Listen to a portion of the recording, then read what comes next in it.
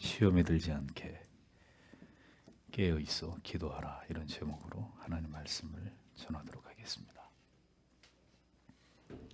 예수님께서는 제자들에게 너희가 다 나를 버릴 것이라는 충격적인 선언을 하셨습니다.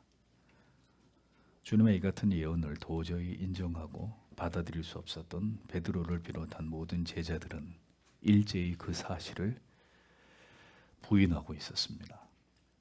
그러나 연약한 인간은 자신의 말하는 것에 대해서 결코 책임질 수 없는 존재라는 것을 깨닫는데 그리 많은 시간이 걸리지 않았음을 성경은 우리에게 보여주고 있습니다. 우리는 어떤 말이든 그것을 장담하거나 우리가 한 말에 대해서 그것을 책임질 수 없는 심히 연약한 존재에 지나지 않을 따름입니다. 그러나 하나님은 인간과 같이 실현하시거나 그 약속하신 말씀에 대해서 무책임하신 분이 결코 아니십니다. 하나님의 입에서 나온 모든 말씀은 반드시 이루어지고 모든 약속은 기필코 지켜지며 그대로 성취되게 하시는 여호와 하나님은 그런 분이십니다. 주님은 우리에게 그래서 헛된 맹세를 하지 말라고 교훈하셨습니다. 마태복음 5장 33절에서 37절에 또 옛사람에게 말한 바 헛맹세를 하지 말고 내 맹세한 것을 주께 지키라 하였다는 것을 너희가 들었으나 나는 너희에게 이르노니 도무지 맹세하지 말지니 하늘로도 말라 이는 하나님의 보좌이며 땅으로도 말라 이는 하나님의 발등상이며 예루살렘으로도 말라 이는 큰 임금의 성이며 내 머리로도 말라 이는 내가 한 터럭도 희고 검게 할 수 없음이라. 오직 너희 말은 옳다 옳다 아니라 아니라 하라. 이에서 지나는 것은 악으로 쫓아나느니라. 이렇게 말씀하셨습니다. 맹세를 해봐야 지키지 못하는 존재들인 우리에게 주님은 맹세를 금하셨습니다. 맹세가 필요하지 않을 만큼 차라리 하나님 앞에서 정직하고 진실한 삶을 살아가기 위해 최선의 노력을 다하는 것이 중요하다는 것을 교훈하신 것입니다.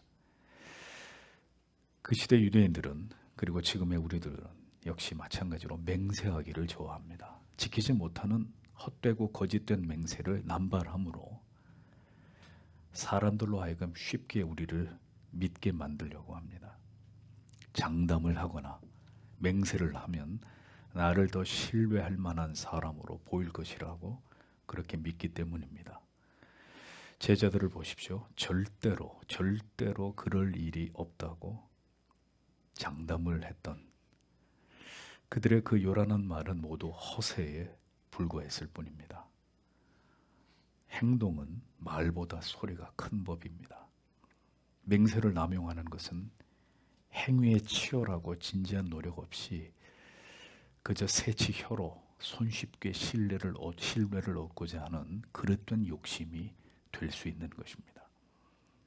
이제 제자들은 그 헛되고 거짓된 말들이 어떤 결과를 만들어내게 되었는지를 이어지는 말씀 속에서 우리는 그것을 확인할 수가 있습니다. 그리고 이번은 대조적으로 자신의 사명을 감당하시기 위해서 혼신의 노력을 다하시면서 그 일들을 인성을 가지신 그 연약함 가운데서도 성실하고 그리고 완전히 이루어 나아가시는 주님의 모습을 우리는 오늘 성경을 통해서 보게 됩니다. 그리고 이 모든 일을 이루어감에 있어서 기도가 차지하는 비중이 얼마나 큰 것인지를 그리스도 자신의 솔선수범하심을 통해서 우리는 선명하게 이 진리를 깨닫게 될 것입니다. 본문을 보십시오. 32절 33절에 그리고 그들은 이름이 겟세마네라는 곳으로 온다. 그리고 그가 그의 제자들에게 말씀하신다. 너희는 내가 기도할 동안 여기에 앉으라. 그리고 그가 베드로와 야고보와 요한을 자신과 함께 데리고 가신다. 그리고 그는 두려워하고 슬퍼하기 시작하셨다라고 적고 있습니다. 겟세마네 헬라어 원문으로 게드세마니라는 말인데 이 말의 뜻은 기름 짜는 틀이라는 뜻입니다. 감람나무, 즉 올리브 나무가 많은 곳이었기 때문에 아마도 이 동산 어딘가에는 기름을 짜는 곳이 있었던 것으로 여겨집니다. 주님께서 즐겨 기도하시던 이곳에서 이제 주님은 마지막 기도를 드리기 위해 이곳으로 오셨습니다. 언제나 기도하는 자리, 언제나 눈물을 흘리며 기도하는 자리, 그곳에서 우리도 우리의 마지막을 위해 기도하다가 주님을 배웁게 되기를 소원합니다. 항상 기도하는 고정된 자리가 성도들에게는 반드시 있어야 합니다. 올리브 열매가 틀 속에 들어가 맑은 기름으로 짜내어지듯이 이제 주님은 마지막 메시아로서의 그 사명을 완성하기 위해 혼신의 힘을 짜내어서 기도하시는 일에 모든 것을 바치고자 하셨습니다. 주께서 이 땅에 계실 때 가장 열심을 내셨던 기도를 모순되게도 예수님의 제자들은, 그리고 오늘의 수많은 그리스도인들은 가장 게으르고 나태하게 여기고 있는 것은 아닌지를 오늘 말씀을 들으면서 우리는 반드시 우리 자신을 그렇게 돌아보아야 할 것입니다. 신앙에서 가장 힘겨워하는 것 가운데 하나로 기도를 꼽게 되는 것은, 왜 주님께서 그토록 마지막 순간까지 다른 일이 아닌 기도에 열심을 내시면서 우리들에게 본을 보여주셨는지를 깊이 생각하게 만드는 그런 부분이 아닐 수 없습니다. 그리스도의 공생애의 마지막 사역은 기도이셨습니다. 단순히 형식적인 기도가 아니라 흐르는 땀방울이 핏방울이 되기까지 하신 기도의 모든 것을 쏟아 부으셨던 간절한 기도이셨음을 성경 우리에게 보여줍니다. 겟세마네 동산에 제자들을 데리고 가신 주님은 이제 기도하시는 장소로 이동하기 전에 제자들을 그곳에 앉아서 기다리게 하셨습니다. 아마도 마지막 기도 시간에 주님은 제자들에게 불필요한 방해를 받고 싶지 않으셨기 때문이라고 여겨집니다. 그리고 언제나 그림자처럼 주님을 수행하던 베드로, 야고보, 요한 이 세 명의 제자만을 데리고 주님은 기도의 장소로 향하셨습니다. 여기에는 깊은 뜻이 있으셨음을 곧 알게 되실 겁니다. 이제 홀로 기도를 시작하시는 주님의 감정에 대해서 성경은 주께서 두려워하시고 슬퍼하기 시작하셨다, 이렇게 기록하고 있습니다. 심히 놀라시며 에크담 베이스다이, 이 헬라어의 뜻은 놀라다, 무서워하다라는 의미의 동사로 신약 성경 전체에서 이곳에서 유일하게 사용된 단어입니다. 이 단어가 갖는 의미는 감정이 매우 극심한 공포와 두려움에 휩싸인 상태를 뜻하는 것입니다. 또 슬퍼하사 아데모네인 이런 단어의 의미는 괴로워하다, 비탄에 잠기다, 이런 의미로 깊은 슬픔에 잠긴 것을 뜻하는 것입니다. 그러니까 마지막 기도를 시작하시는 주님의 마음과 감정은 극도의 공포와 두려움, 불안과 슬픔에 잠겨 계셨다는 것을 알 수 있는 것입니다. 주님께서 이제 당하시게 될 육체적, 정신적 극한의 고통과 그리고 죽음에 이르게 되는 그 두려움 때문일 수도 있겠지만, 그보다 주님을 이토록 두려움과 슬픔에 잠기시게 한 근본적인 이유는 또 다른 곳에 있습니다. 주님께서는 이제 처음으로 겪으시게 될 고난과 고통으로 인해 놀라고 계셨습니다. 자신에게 일어난 일들에 대해서 매우 슬퍼하고 계셨습니다. 이것은 그리스도가 가지신 인성을 보여주는 것이고 주님의 지극히 인간적인 모습을 성경은 여과 없이 증언하고 있는 것입니다. 그런데 주님께서 이토록 두려워하시고 슬퍼하신 일은 다름 아닌 바로 모든 하나님의 백성들을 위해 주님 자신이 속죄의 희생 제물이 되시는 이 일 때문이었고, 우리 각 사람의 모든 죄 짐을 지시는 일로 인해서 주님은 지금 그런 복합적인 고통스러운 감정을 느끼고 계셨던 것입니다. 주께서 그리 어렵지 않고 매우 이 일을 쉽고 간단하게 여기시면서 대속의 사명을 감당하신 것이 아니었다는 사실을 우리는 분명히 알 필요가 있습니다. 하나님의 완전하신 진노와 처절하게 버림을 받게 되시는 이 일은 하나님의 아들께서 단 한 번도 경험해 보지 못하신 일이었습니다. 하나님의 불꽃 같으신 공의 앞에서 인간의 모든 죄를 감당하셔야 하는 이 속죄의 사명으로 인해서 주님은 지금 매우 놀라시고 두려워하셨고 깊이 슬퍼하고 계셨습니다. 우리는 우리의 죽어지지 않는 죄성 때문에, 우리의 지은 죄 때문에 죄책감으로 인해서 슬퍼하지만 거룩하시고 순결하시고 죄와는 무관하신 주님께서는 그 낯선 죄책을 감당하시기 위해서 그 하나님의 두려운 진노를 감당하실 것을 생각하시면서 이것을 지금 매우 두려워하고 슬퍼하고 계셨던 것입니다. 하나님의 모든 저주가 그 아들에게 임하게 되는 이 일에 대해서 인성을 가지신 주님의 솔직한 감정을 우리는 성경을 통해서 들여다보게 되는 것입니다. 죄가 없으신 분, 징벌이 무엇인지 전혀 경험하지 않으신 순결한 분으로서의 주님은 이제 주님께서 감당하셔야 될 모든 대속의 대가에 대해서 하나님께로부터 완전한 버림을 받게 되시는 이 일에 대해서 지금 그분은 매우 놀라고 슬퍼하고 계셨던 것입니다. 거룩하시고 완전하신 순결하신 그 본성 안에서 죄의 대가를 감당하셔야 한다는 것 자체가 주님께 얼마나 큰 고통이고 슬픔이셨는지 우리는 짐작조차 되지 않습니다만 성경은 이 같은 말씀으로 우리의 죄를 지고 가시는 하나님의 어린 양 예수 그리스도의 마음을 잘 표현해 주고 있습니다. 주께서 느끼신 고통과 두려움의 크기가 얼마나 크시는지를 보십시오. 누가복음 22장 43절에 보면 하나님께서 하늘에서 천사를 보내셔서 주께 힘을 더하게 하셨다고 기록되어 있습니다.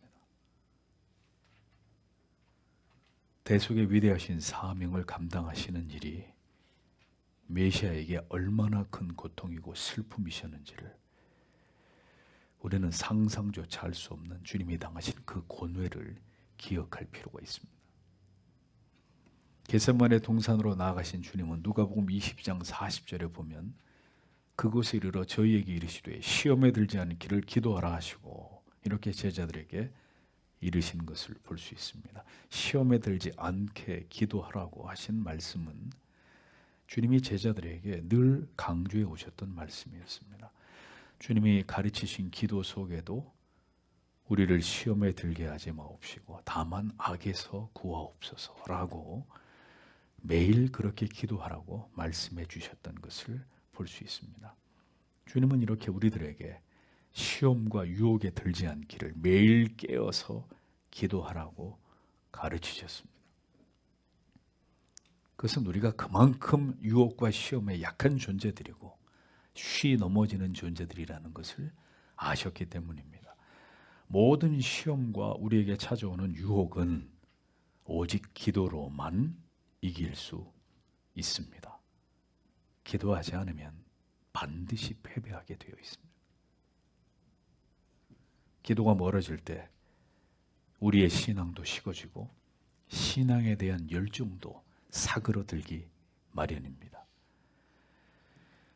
믿음이 식어지고 모든 영적으로 뒤로 물러가는 자들의 공통점은 기도가 소멸되었거나 아니면 지극히 형식적인 매우 미약한 기도만으로 간신히 그 생명을 유지하고 있을 뿐인 것이죠. 그렇게 되면 머지않아서 영적인 침체가 오게 되고 영적으로 힘을 잃게 되는 일들이 뒤따르게 되어 있는 것입니다. 기도를 거의 하지 않고 교회를 다니고 있는 사람들은 영적으로 죽은 사람들이나 다름이 없습니다. 교회를 다니고 있어도 그의 영혼은 여전히 마귀에게 장악당한 상태에서 벗어나지 못하고 있을 따름입니다.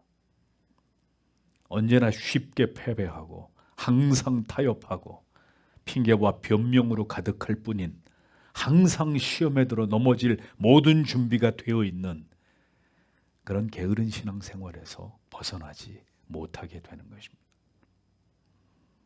기도하지 않은 제자들의 넘어짐은 필연적인 것이었고 피할 수 없는 것이었습니다.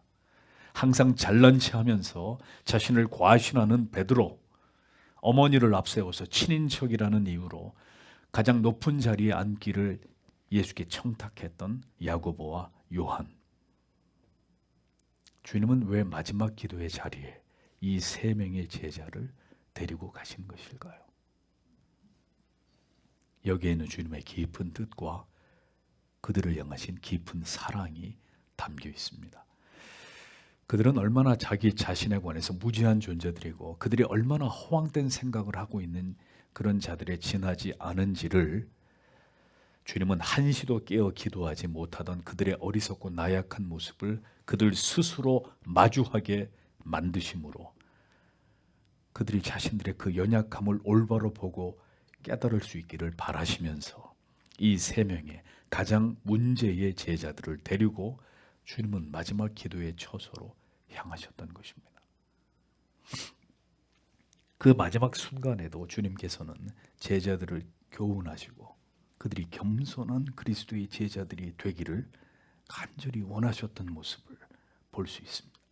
이렇게 제자들을 챙기시면서 마지막 대속의 위대한 사명을 감당하시기 위해 자신을 준비하신 주님께서는 예수님 스스로도 시험에 들지 않기를 기도하셨습니다. 메시아께서 그렇게 간절히 시험에 들지 않기를 기도하셨다면 오늘 우리는 얼마나 더 많이 기도해야 되겠습니까? 이어지는 34절에 그리고 그는 그들에게 말씀하신다. 나의 마음이 죽기까지 심히 괴롭다. 너희는 여기에 머물러라. 그리고 너희는 깨어 있어라 라고 말씀하셨습니다.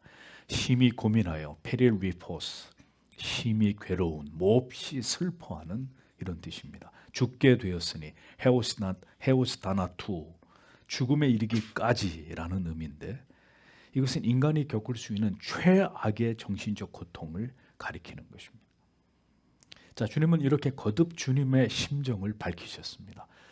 그리고 돌 던질 만큼의 거리로 더 나아가셔서 홀로 기도하셨습니다. 제자들과 함께 기도하지 않으시고 주님은 홀로 더 외딴 곳으로 향하셨습니다. 결국 십자가는 주님께서 홀로 지시는 것이고 하나님께 나아가 기도하심도 주님께서 마지막 순간까지 홀로 감당하신 일이었습니다. 제자들은 방해만 될 뿐임을 아셨기에 주님은 시험에 들지 않기를 깨어 기도하라고 그들에게 말씀하신 이후에 그 모든 기도의 짐을 홀로 지시기 위해서 외딴 곳으로 나아가신 것을 볼 수 있습니다. 그래서 성도 여러분, 기도의 자리는 언제나 고독합니다. 누구도 지금 고통스러운 내 처지와 동일하지 않기 때문에 모든 기도의 자리는 고독한 법입니다. 그러나 신자는 그런 고독의 기도의 자리를 사랑하는 자들이 되어야 합니다. 그 고독의 무릎 꿇음 속에서 그는 영적인 거인으로 만들어져 가는 것이기 때문입니다.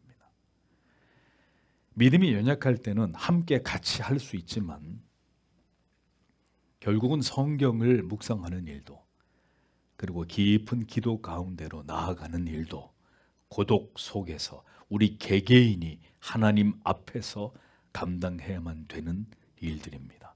그 시간을 통해 우리의 영혼은 숙성되고 우리의 믿음은 더 깊어지게 되는 것입니다. 합심해서 기도하는 일도 필요하지만 그 합심의 기도는 개개인의 기도의 골방에서 달구어진 그 기도가 모여질 때 더 강력해지는 법입니다. 주님께서는 홀로 기도하시는 자리로 나아가시면서 세 명의 제자들에게 너희는 여기 머물러 깨어 있으라 라고 당부하셨습니다. 머물다, 메이나테라는 말은 체류하다, 확고부동하다라는 뜻입니다. 그러니까 이 자리를 떠나지 말고 이 자리를 굳게 지키면서 깨어 있으라라고 말씀하신 것입니다. 단순히 잠을 자지 않고 깨어 있는 것만이 아니라 주의하고 조심하면서 영적으로 깨어 있어서 다가올 일들에 대해서 잘 대비하라는 그런 의미였습니다. 여기 머물러라고 하셨습니다. 여기 이곳에 머물러 있으면서 깨어 있어야 된다라고 당부하셨습니다. 비가 오나 눈이 오나 기도의 자리를 지키시는 성도 여러분, 주중에도 기도 모임에 나오시는 성도 여러분, 여러분은 오늘도 주님께서 명령하신 이 숭고한 기도의 사명을 지키고 있는 자들이라는 사실을 기억하십시오. 예수님의 제자들은 잠을 자고 있었지만 오늘도 모든 기도의 자리를 지키시는 성도 여러분, 여러분은 주님과 함께 기도하는 사람들입니다.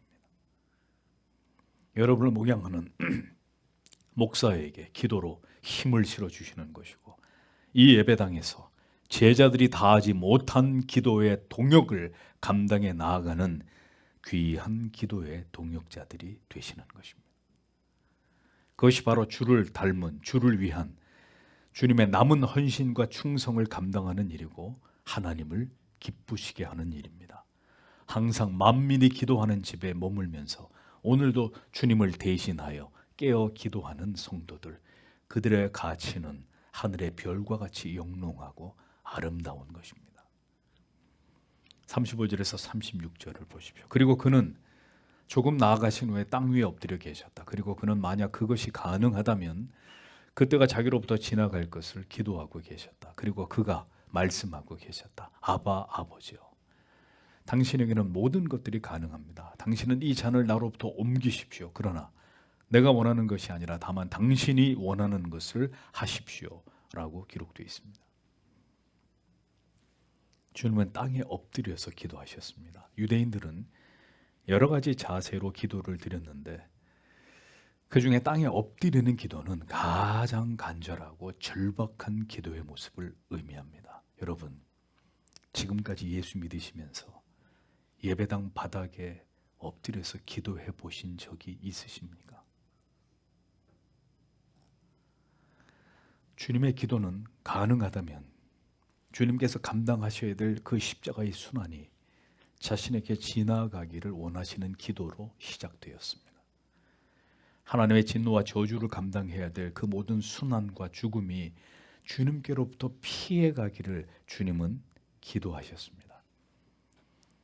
메시아의 숭고한 사명을 위해 이 땅에 오신 주님이셨지만 주님은 아버지의 그 진노와 영원한 저주와 고통의 대속의 대가를 지불하는 일에 대한 두려움과 슬픔과 깊은 괴로움을 느끼고 계셨고, 솔직하게 이 잔이 내게서 지나가기를 제일 먼저 아버지께 기도하고 계셨습니다.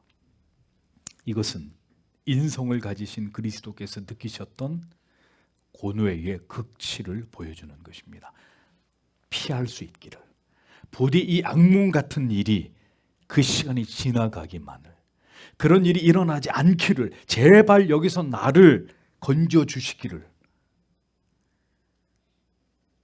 오늘도 우리는 겟세마네 동산에서의 주님께서 느끼신 것과 동일한 감정을 느끼면서 살아갈 때가 있습니다. 우리는 그렇게 주님처럼 우리의 모든 괴로움과 고통이, 이 흑암의 시간들이 제발 우리에게서 지나가기를 간절히 바랄 수 있습니다. 그것은 우리 모두가 어찌할 수 없는 연약한 존재들이고 전적으로 무능하고 부패한 자들에 불과하기 때문입니다.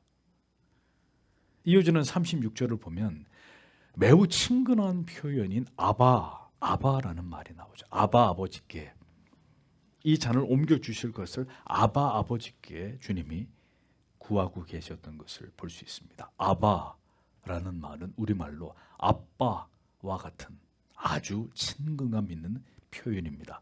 그러니까 아빠, 이 문제를 제발 해결해 주세요. 여기서 저를 건져내 주세요. 하나님을 향해서 여느 친근한 아들, 딸처럼 주님은 이렇게 아바, 아버지라고 하나님을 부르고 계셨습니다. 주께서 사랑하시는 성도 여러분, 인생을 지나가는 동안 우리가 경험하게 되는 가장 어두운 날에, 가장 절망적인 날에, 그리고 가장 고통스러운 날에 우리는 하나님을 너무 어려워하고 감히 다가갈 수 없는 존재로 이렇게 여기는 것이 아니라 아빠에게 나아가서, 아빠, 저를 부디 이 괴로움과 고통에서 벗어나게 해주세요 라고 기도할 수 있을 만큼 하나님께 매우 친밀하게 나아갈 수 있는 특권이 우리들에게 있다는 사실을 우리는 분명히 기억해야 합니다. 주님은 그 괴로움의 순간에 그냥 아버지라고 하지 않았고 아바 아버지요 라고 불렀습니다. 아빠, 하나님 아빠, 이 잔이 저에게 지나가게 해 주십시오. 우리에게 닥친 모든 위기의 순간에 우리도 바로 이렇게 아빠에게 간청하듯이 하나님께 나아가서 간구할 수 있다는 것을 주님은 우리에게 보여주기를 원하셨던 것입니다. 당신이 가장 힘들 때 바로 그때가 그 어느 때보다 가장 친밀히 하나님 아빠를 부를 수 있는 때임을 기억하십시오. 이것은 하나님의 자녀인 우리들에게 주어진 특권입니다. 부디 이 특권을 누리시는 여러분들이 되시기를 바랍니다. 잔을 옮겨주시기를 구하셨던 주님의 기도는 그러나 여기서 끝나지 않았습니다. 만약에 그랬다면 아주 중대한 문제가 발생했을 것입니다. 하나님의 자녀들을 구원하시기 위한 영원히 그리고 단번에 이루어져야 될 대속이 결코 완성될 수 없었을 것입니다. 이 사실을 잘 아시는 주님께서는 이제 인성의 연약함에서 비롯된 본성적인 기도를 뒤로 하시고 이제 진정으로 메시아로서 주님께서 하셔야 될 기도를 하나님께 올려드리고 계셨습니다. 그것은 그러나로 시작되고 있습니다. 그러나 나의 원대로 마옵시고 아버지의 원대로 하시옵소서. 주님은 다시 하나님께 간절히 기도하셨습니다. 성도 여러분,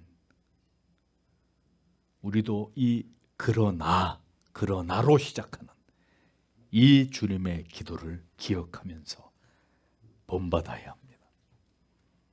연약함으로 우리가 원하는 기도를 하나님께 드릴 수 있으나 우리의 모든 기도의 결말은 그러나 나의 원대로 마옵시고 아버지의 원대로 하옵소서. 바로 이 기도가 되어야 한다는 것을 주님은 또다시 우리에게 가르치고 계시는 것입니다. 반드시 감당해야만 할 일을 결국 감당할 수 없는 연약함 속에서 기어이 감당해야만 하는 것, 그게 뭘까요? 그게 바로 사명입니다. 주님은 우리에게 사명이 무엇인지를 가르쳐 주셨습니다.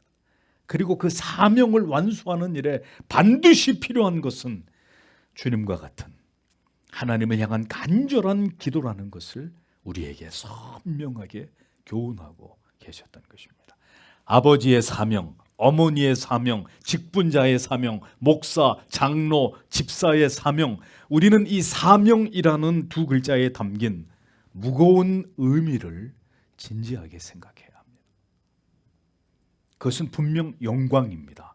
그러나 그것은 분명 십자가를 지는 괴로움과 고통을 수반해야 되는 일입니다.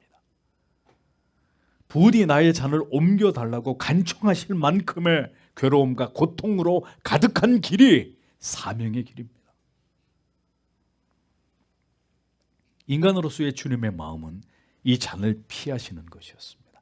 그러나 메시아, 하나님의 아들, 대속주로서의 그리스도의 마음은 아버지의 원대로 이루어지기를 간절히 고대하시며 그것을 간구하시는 것이었습니다.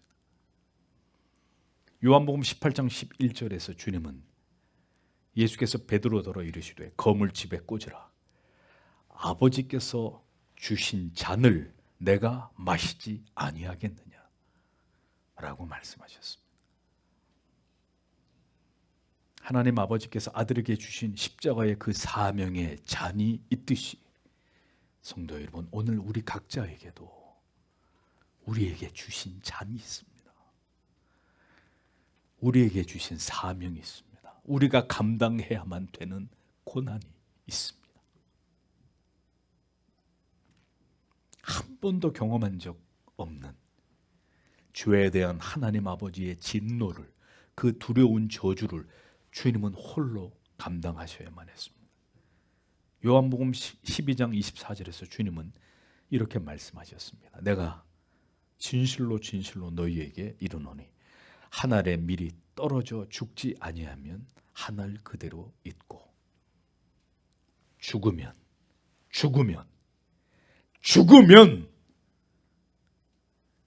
많은 열매를 맺느니라. 주님은 자신의 사명을 정확히 알고 계셨습니다. 그것은 한 알의 밀알처럼 땅에 떨어져 죽는 것이었습니다. 죽어버리는 것이었습니다. 면하게 해달라고, 제발 피하게 해달라고 하는 간구, 이것은 솔직한 인간의 마음입니다. 여기서 제발 벗어나게 해달라고 하는 기도는 인간이 인간 자신만을 이기적으로 생각할 수밖에 없는 연약함의 그 한계입니다.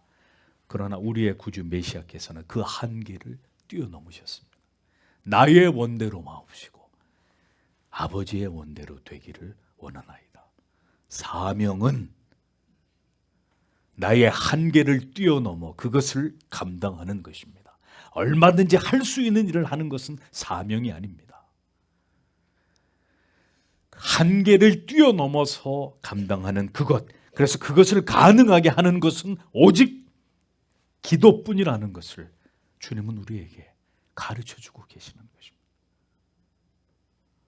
나의 힘으로는 도저히 감당할 수 없는 문제를 하나님께 나아가 기도할 때 오직 하나님의 은혜로, 하나님을 향한 사랑으로 마침내 감당하게 되는 것, 그것이 우리에게 주어진, 우리가 감당해야 될 십자가, 우리의 사명이라는 것입니다. 현실로부터 도망치고 싶은 모든 괴로움과 고통의 상황에서 신자는 어떻게 해야 될까요? 제발 벗어나게 해달라고 하나님께 기도할 수 있습니다. 그러나 거듭난 하나님의 사람은 나의 뜻대로가 아니라 결국 아버지의 뜻대로 되기를 기도하셨던 주님처럼 그렇게 기도하는 자들이고, 그렇게 하나님의 뜻을, 사명을 이 땅에서 완성할 자들, 그들이 바로 성도들입니다. 그것이 우리의 존재의 이유이며 목적입니다. 극한의 상황에서도 자신을 던져버리고 오직 아버지의 뜻을 생각하시는 주님, 그 주님이 우리에게 말씀하셨습니다. 뭐라고요? 아무든지 나를 따라오려거든 자기를 부인하고 자기 십자가를 지고 나를 쫓을 것이니라. 이것이 바로 하나님을 신앙한다는 말의 의미이고 그리스도인이 걸어가야만 되는 위대한 사명의 길입니다. 그리고 그 길은 간절한 기도가 없이는 절대로 갈 수 없는 길임을 주님은 우리에게 보여주신 것입니다. 오늘 우리는 어떻습니까? 우리에게 조금만 부담이 되고 우리에게 급한 일이 생기면 하나님을 향한 신앙의 자리는 아주 간단하게 뒷전이 되고 맙니다. 우리는 하나님을 신앙함을, 하나님을 예배함을 어떤 대가를 지불하고서라도 지켜야 될 사명이라고, 우리의 존재의 이유와 목적이라고 여기지 않는 것입니다. 오늘도 자기만을, 내 인생의 행복과 즐거움만을 제1순위로 여기고 살아가는 그런 삶은 성도 여러분, 그리스도를 좇는 삶이 아닙니다. 우리는 그렇게 내 자신만을 위한 삶을 살아가도록 세상에 지음받은 존재들이 아니라는 것을 기억하셔야 합니다. 그 길은 주님이 우리에게 본을 보이신 삶과 거리가 먼 것입니다. 37절에서 38절을 보겠습니다. 그리고 그가 오신다. 그리고 그는 그들이 자고 있는 것을 보신다. 그리고 그가 베드로에게 말씀하신다. 시몬아, 내가 자고 있느냐? 내가 한시도 깨어 있을 수 없느냐? 너희는 깨어 있어라. 그리고 너희는 시험 안으로 들어가지 않도록 기도하라. 참으로 마음은 원하나 육신은 약하다라고 기록되어 있습니다. 주님은 아버지의 뜻과 자신의 사명을 자신이 감당해야 될 십자가의 모든 순환보다 더 귀하게 여기셨습니다. 그리고 그 고통과 괴로움의 순간에서도 주님은 사랑하는 제자들을 생각하셨습니다. 교만하고 자신을 믿고 있는 어리석은 제자들을 일깨우시는 마지막 스승으로서의 사명을 다하고 계셨습니다. 그래서 주님은 간절히 기도하시던 중에 문득 기도를 멈추시고 제자들에게로 오셨습니다. 그리고 그들이 잠을 자고 있는 것을 보셨습니다. 주님은 이내 베드로에게 시몬아, 시몬아, 내가 자고 있는 것이냐? 내가 1시간 동안도 깨어있을 수 없었느냐? 라고 말씀하셨습니다. 시몬아, 자느냐? 아무개야. 내가 지금 자고 있느냐? 저는 오늘 주님의 이 간곡하신 음성을 여러분 모두가 듣게 되시기를 바랍니다. 고난이 임박했는데 지금도 여전히 잠을 자고 있는 것이냐? 주님은 오늘도 우리에게 말씀하고 계십니다.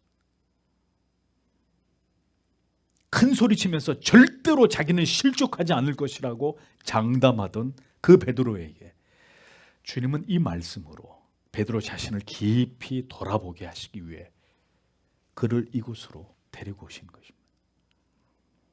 더 높은 자리를 차지하는 이래만 혈안이 되어 있던 우르의 형제들 야고보와 요한에게 그들이 과연 그럴 만한 자질이 있는 자들인지를 스스로 자신을 깊이 돌아볼 수 있도록 하기 위해서 주님은 자고 또 자고 또 자고 있는 그들에게 오셔서 그들 자신이 전적으로 무능한 존재에 지나지 않다는 것을 그들 스스로 대면하게 만드신 것입니다. 자느냐?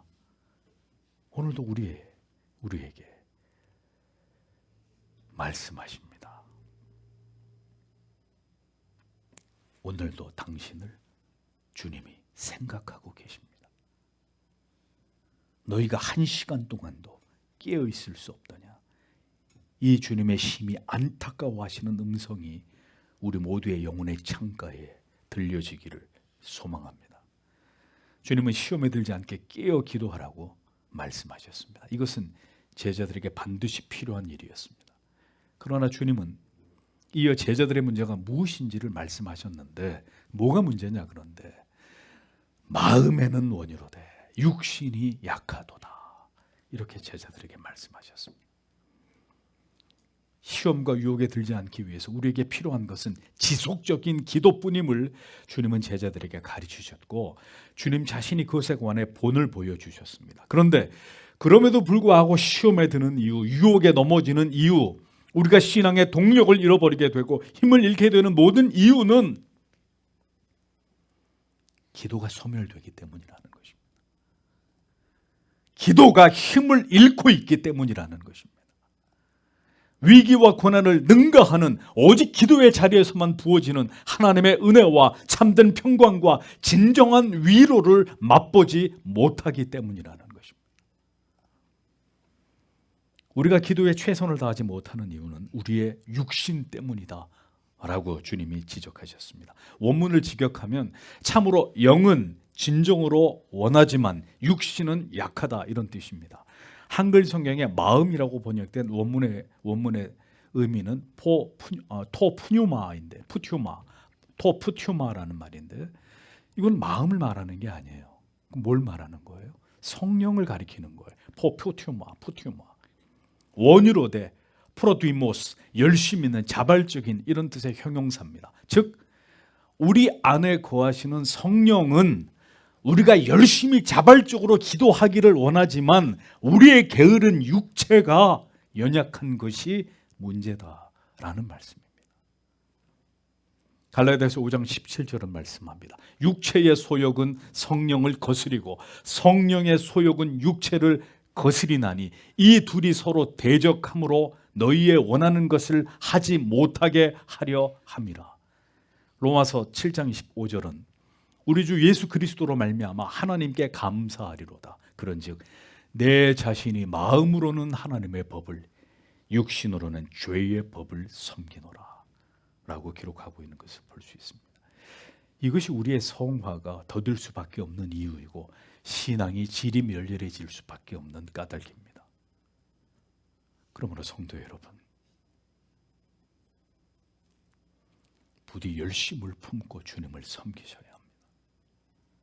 이 게으른 육신을 이기는 길은 부지런히 하나님의 말씀과 기도와 성찬 같은 은혜의 방편을 사모하고 우리의 신앙이 철저하게 하나님과 성경과 교회가 중심이 되는 이 신앙을 지켜나가는 길뿐이라는 사실을 잊어버리지 마십시오.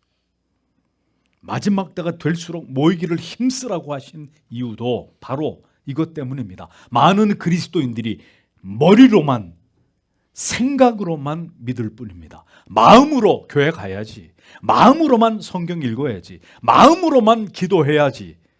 그러나 자신의 육체를 쳐서 순종시키면서 그 모든 것을 행하는 이들은 다수가 아닙니다.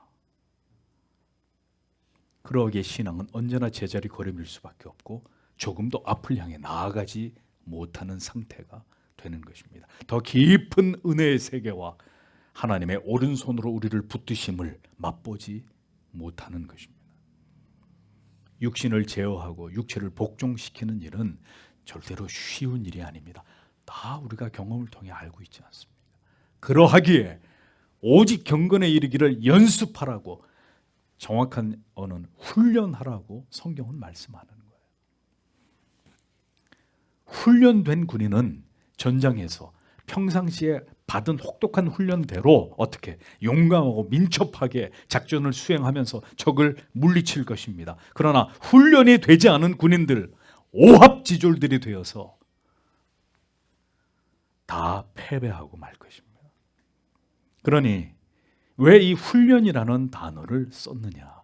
육체를 혹독하게 훈련시키지 않고 경건에 이르는 길, 성화에 이르는 길은 없다는 것입니다. 편하게 예수를 믿으려고 하는 바로 이것 때문에 작은 언덕도 넘어가지 못하고 넘어지고 시험에 들고 낙심하는 것입니다. 육체를 편안하게 대하면 성도 여러분, 여러분의 영혼이 죽습니다. 진정으로 무능하고 무지한 타락한 인간의 본성, 이것을 가리키는 것입니다. 그러므로 우리의 육신과 우리의 의지만으로는 절대로 주님을 쫓을 수 없고 성화의 삶을 살아갈 수 없다는 것을 우리는 깨닫게 됩니다. 그러니까 뭘 해야 되냐고요? 기도를 해야 되는 것입니다. 오직 깨어 기도하고 경건의 모든 방편을 굳게 붙드는 트레이닝, 훈련을 통해서 하늘의 자원을 공급받을 때, 성령의 권능을 힘입을 때 유약한 육신을 초월해서 하나님을 기쁘시게 하는 영적인 삶을 그리스도인들이 살아가게 되는 것입니다. 39절에서 40절, 그리고 다시 나아가신 후에 그는 바로 그 말씀으로 말씀하시면서 기도하셨다.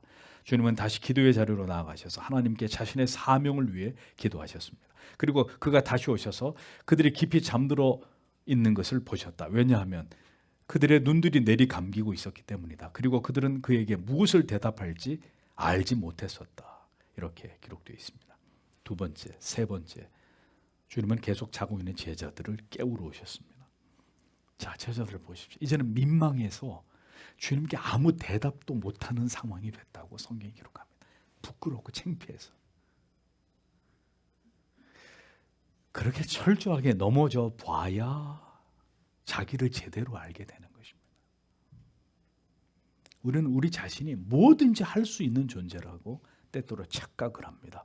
그 자만심과 교만이 여지없이 깨어지기 위해서 바로 우리의 실패가 필요한 것입니다. 민망하여 고개를 들 수 없는 그런 실패와 내 자신에 대한 좌절이 비로소 있어야 우리가 하나님 앞에 겸손을 배우게 되는 것입니다. 이 세 명의 제자들처럼. 제자들이 잠든 이유가 누가복음에는 기록이 되어 있습니다. 누가복음 22장 45절에 다음과 같이 설명하고 있죠. 기도 후에 일어나 제자들에게 가서 슬픔을 인하여 잠든 것을 보시고라고 기록되어 있습니다. 세 명의 제자들은 낙담했고 좌절했고 두려웠고 슬펐습니다. 자기가 죽을 것이라고 거듭 말씀해 오신 주님 때문에, 그리고 모두 너희가 다 나를 부인하고 도망갈 것이라는 이 주님의 예언의 말씀 때문에 제자들은 두려웠고 근심했고 슬펐습니다. 슬프고 두려운데 잠을 자는 제자들, 두려움이 몰려오고 견디기 힘든 마음의 고통이 옥죄어 오는 순간에 기도하시는 예수 그리스도, 이 두 모습이 극명한 대조를 이루고 있습니다. 두려움과 근심이, 슬픔이 엄습하는데 잠을 자는 사람은 현실을 도피하고 외면하려고 하는 사람이죠. 이것이 바로 우리의 연약함이고 우리의 육체의 한계입니다. 제자들은 그렇게 지금 도피하려고 했습니다. 두렵고 슬픈데 하나님을 찾지 않고 현실을 외면하고 잠에 깊이 빠져들었습니다. 주님은 두렵고 슬픔 속에서 하나님 아버지를 찾았습니다. 포기하면 안 되고, 자면 안 되고, 깨어 기도해야 합니다. 시험에 들지 않게 기도해야 합니다. 두려움과 슬픔과 절망을 이기는 승리의 비결이 무엇인지 여러분 오늘 말씀을 통해 이것을 보고 계십니까? 바로 기도라고 하는 것을 성경은 이토록 선명하게 우리에게 손가락으로 짚어서 가르쳐주고 있습니다. 슬퍼하고 우울해하실 겁니까? 아니면 기도의 자리로 나아가시겠습니까? 언제나 우리의 선택이 우리 영혼의 상태를 결정하는 것임을 여러분들은 절대로 잊어서는 안 됩니다. 왜 집에서 슬퍼하고 우울하고 낙담하고 계십니까? 그럴 마음에 예배당에 와서 하나님 앞에 엎드려야죠. 성령은 그래서 오늘도 두려움과 근심과 염려에 휩싸인 성도들을 기도의 자리로 이끄십니다. 두렵고 근심되고 슬픈데도 기도하지 않는 자는 그러므로 성령의 사람이 아니든지 아니면 오늘도 성령을 근심시키고 있는 자든지 둘 중에 하나입니다. 주님은 지금도 우리에게 말씀하고 계십니다. 절망하지 말고, 낙심하지 말고, 슬퍼하거나 두려워하지 말고 정신을 차리고 기도하라고 주님은 말씀하고 있습니다. 깨어 있으라고 호소하고 계십니다. 베드로전서 5장 8절 9절에 베드로가 이렇게 말하고 있습니다. 근신하라, 깨어라. 너희 대적 마귀가 우는 사자같이 두루다니며 삼킬 자를 찾나니 너희는 믿음을 굳게 하여 저를 대적하라. 이는 세상에 있는 너희 형제들도 동일한 고난을 당하는 줄을 알미니라. 베드로전서 5장 8절에서 9절입니다. 반드시 깨어있어 주님과 함께 기도했어야 할 때 그렇게 하지 못했던 베드로, 그 일에 실패했던 베드로, 그는 결국 예수를 모른다고 3번이나 부인하는 뼈아픈 실수를 하게 되었습니다. 그는 그 자신의 이 고통스러운 실패를 바탕으로 이제 초대교회 성도들에게 말합니다. 깨어 있어야 함의 중요성을 이토록 강조하고 있었던 것입니다. 잘난 척하던 베드로, 그는 그렇게 주님께서 3번이나 오셔서 깨우셨어도 자고 있었습니다. 베드로는 그렇게 결국 3번 주님을 모른다고 부인하게 됩니다. 기도하라고, 깨어 있으라고 거듭 경고하고 있는 주님의 음성을 들으십시오. 그 음성을 외면하다가는 우리도 베드로처럼 한순간에 주님을 결국 배반할 수 있다는 것을 기억하셔야 합니다. 우리의 연약한 의지와 마음만으로는 절대로 안 됩니다. 우리의 연약한 육신이 움직여지는 것은 오직 성령을 통해서만 가능할 뿐입니다. 오직 하나님의 은혜를 통해서만 우리는 우리의 믿음을 지킬 수 있을 따름입니다. 경건의 훈련이 되어 있어야 모든 위기의 순간에, 환난과 핍박의 순간에도 우리는 기도하면서 모든 것을 극복하고 승리할 수 있는 것입니다. 그런데도 예배의 자리를, 기도의 자리를 다른 이유 때문에 계속 미루고 있을 겁니까? 제자들을 걱정하시는 주님의 모습을 보십시오. 자신의 고난 속에서도 제자들을 생각하십니다. 찾아오고 또 찾아오시고 또 찾아오셔서 기도하라고 말씀하고 계십니다. 주님은 여러분을 항상 생각하고 계십니다. 그래서 오늘도 이 목사를 통해서 여러분에게 호소하시는 것입니다. 여러분의 영혼의 창문을 두드리고 계시는 것입니다.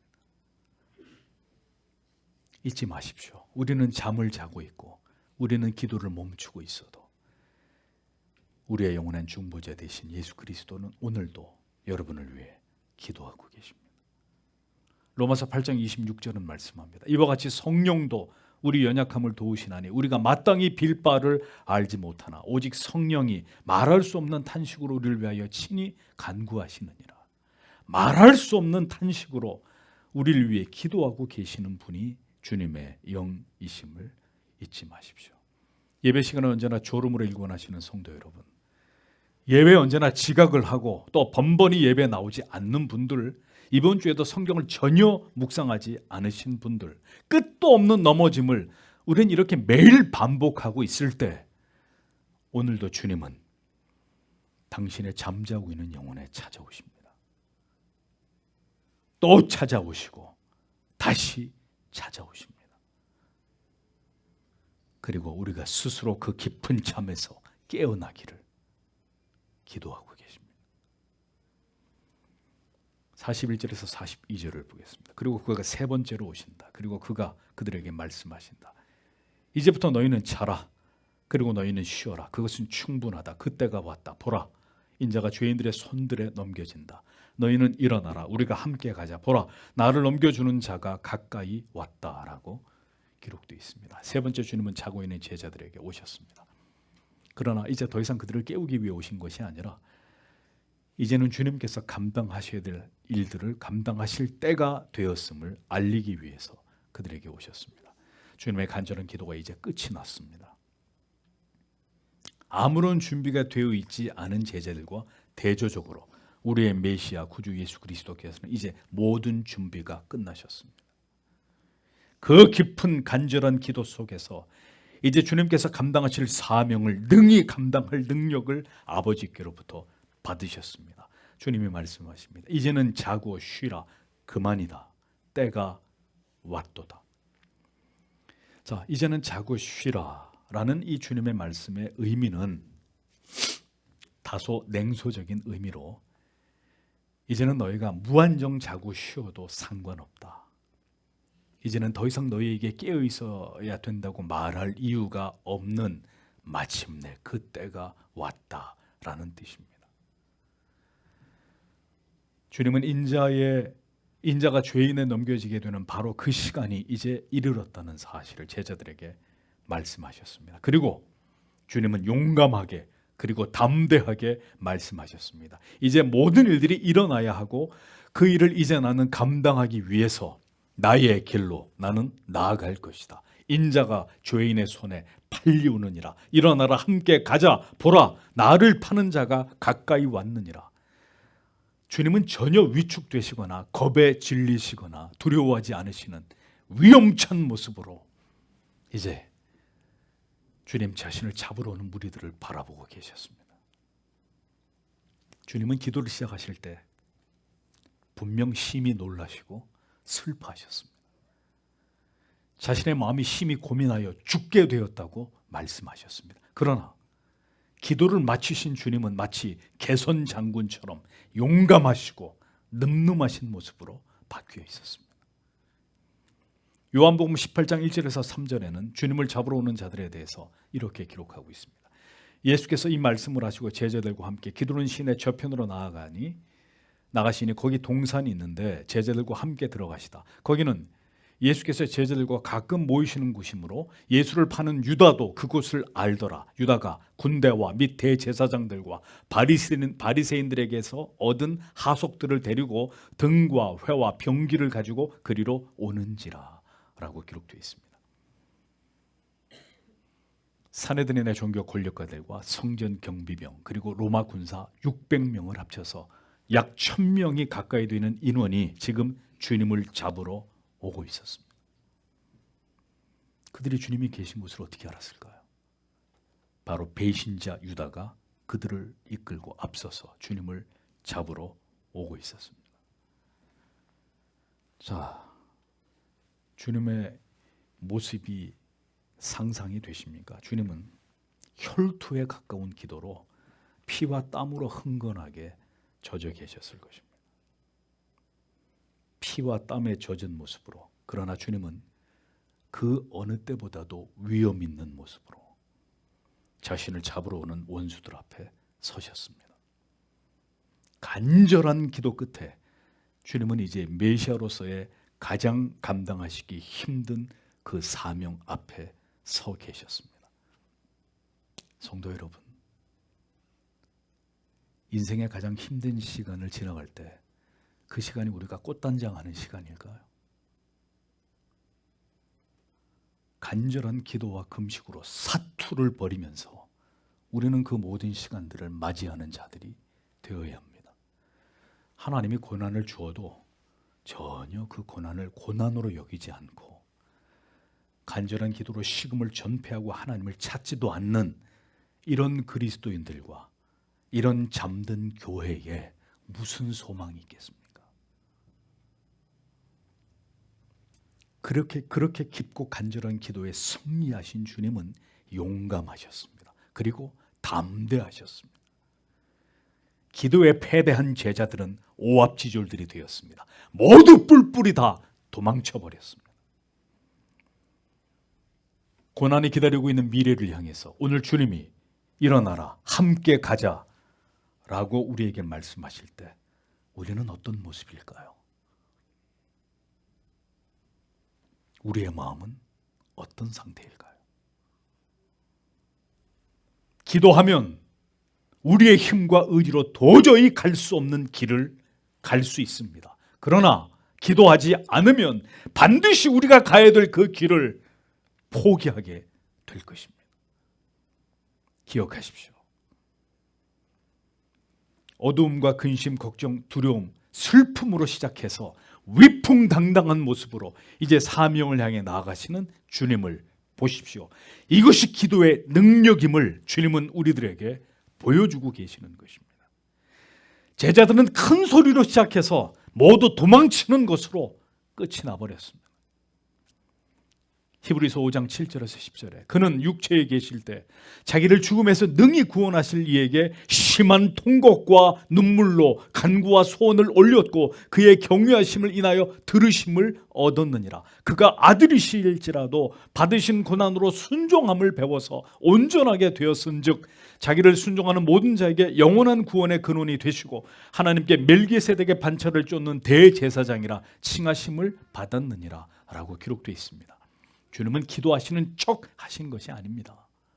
심한 통곡과 눈물로 간구와 소원을 경외하시는 하나님께 아뢰고 하나님께서는 하나님의 아들 예수 그리스도의 그 기도를 들으셨다고, 그를 통해 그를 온전케 하셨다고 히브리서는 기록하고 있습니다. 주님은 고난을 통해 순종함을 배우셨다고 성경은 증언합니다. 그렇다면 그리스도께서 감당하신 이 모든 것은 그리스도에게만 해당되는 것이 아니라 오늘 우리 모두에게 해당되는, 우리가 반드시 지나가고 통과해야 될 과정이라는 것을 알 수 있는 것입니다. 우리에게도 주님과 같은 간절하고 열렬한 기도가 필요한 순간이 찾아올 것이고 그때 우리도 주님처럼 하나님께 심한 통곡과 눈물로 우리의 간구와 소원을 하나님을 경외함으로 하나님께 올려드려야 될 것입니다. 이러한 기도가 필요치 않는 신앙의 과정은 그 누구에게도 결코 존재하지 않는다는 것을 우리는 분명히 알아야 되는 것입니다. 주님께서는 하나님의 약속을 바라보고 굳게 신뢰하셨습니다. 그 약속은 시편 16편 10절에 기록된 예언입니다. 이는 내 영혼을 음부에 버리지 아니하시며 주의 거룩한 자로 썩지 않게 하실 것임이니이다. 하나님의 아들께서는 자신의 부활을 믿고 계셨습니다. 아버지의 약속을 굳게 붙들고 계셨습니다. 주님은 이 예언이 성취됨을 믿으셨습니다. 아버지께서 자기를 죽음에서 이렇게 세워서 부활시키실 것을 주님은 알고 계셨습니다. 주께서 다시 온전하여지게 되심으로 그리스도께 순종하는 모든 자들에게 영원한 구원의 근원이 되실 것임을 주님은 알고 계셨습니다. 부활을 소망하는 믿음, 다시 살아남으로 새 하늘과 새 땅에 영원한 하나님의 나라에서 영생을 누리게 될 그 소망과 확신은 오직 기도를 통해서만 얻을 수 있는 것입니다. 죽음 그 너머에 있는 영광을 주님은 그렇게 바라보고 계셨습니다. 그 깊은 기도 속에서 주님은 그 모든 것을 알고 계셨고 그러하기에 담대하게 십자가를 감당하기 위해 나아가실 수 있었던 것입니다. 우리의 깊고 간절한 기도 속에서 성령이 주시는 확신과 소망이 누적될 때 우리의 힘겨운 삶을 오늘도 우리는 감당할 수 있는 것이고, 다가오는 모든 환난과 핍박과 시련도 고난도 주를 의지함으로 능히 이겨 나아갈 수가 있게 되는 것입니다. 나아가 참된 영광을 바라보면서 우리는 어느 순간 눈을 감게 될 것입니다.